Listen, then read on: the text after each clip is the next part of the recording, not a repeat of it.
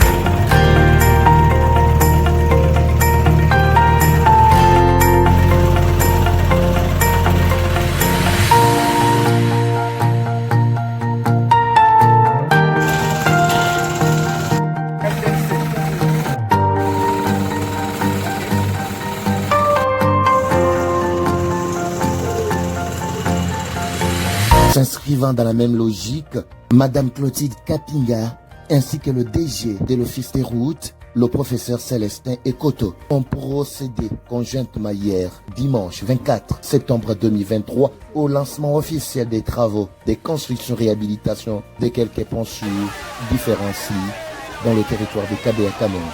À cet effet, les deux protagonistes se sont adressés tour à tour à la population riveraine.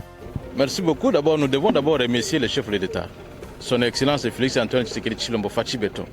Moi, en tant que directeur général de l'Office de route, vous savez, la population de Kabea-Kamanga doit savoir que depuis l'indépendance, c'est pour la première fois que l'Office de route a signé 3 contrats. Donc au total, nous aurons 301 ponts du jamais vu. Donc aujourd'hui, nous sommes à Kabea-Kamanga pour le lancement officiel des ponts locaux là.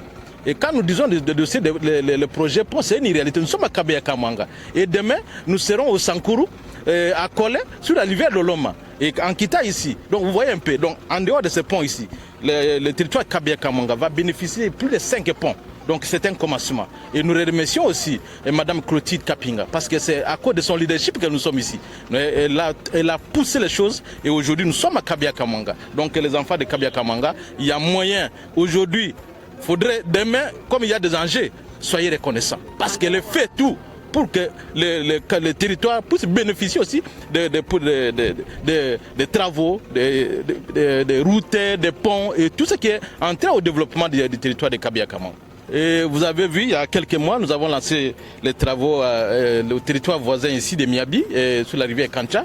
Du coup, après ici, nous allons aussi visiter l'évolution des travaux. Après Kabia Kamanga, nous irons, comme je l'ai dit, à Miabi, de Miabi. Nous serons sur la rivière Loubilangi. De quoi que demain, après-demain, nous allons aussi lancer les travaux là-bas. Donc, dans les grands Kassai, il y a tout au plus de 15 ponts qui sont déjà sur site, que nous devons devoir les lancer rapidement. Parce que notre objectif, c'est avant la campagne, il faut que le chef d'État puisse inaugurer dans un premier temps 100 ponts à travers toutes les provinces de la République démocratique du Congo. Le geste que nous venons de poser avec beaucoup de joie représente le début des travaux de réparation de ce pont. À la population de Kabia Kamanga, je lance un cri d'espoir. Je leur demande de reprendre l'espoir, regarder l'avenir avec beaucoup d'espoir, parce que nous allons vers le mieux. Nous allons vers le mieux. On ne pouvait pas laisser notre territoire complètement enclavé. C'est pour ça que, comme le DG a dit, j'ai beaucoup plaidé pour que tous les ponts sur le passage de Kabia Kamanga jusqu'à Moufompa, de Moufompa, passant par Moukamba jusqu'à Kabia Kamanga, et même encore à l'intérieur dans les autres secteurs. Vraiment, nous luttons pour que tous les ponts soient praticables.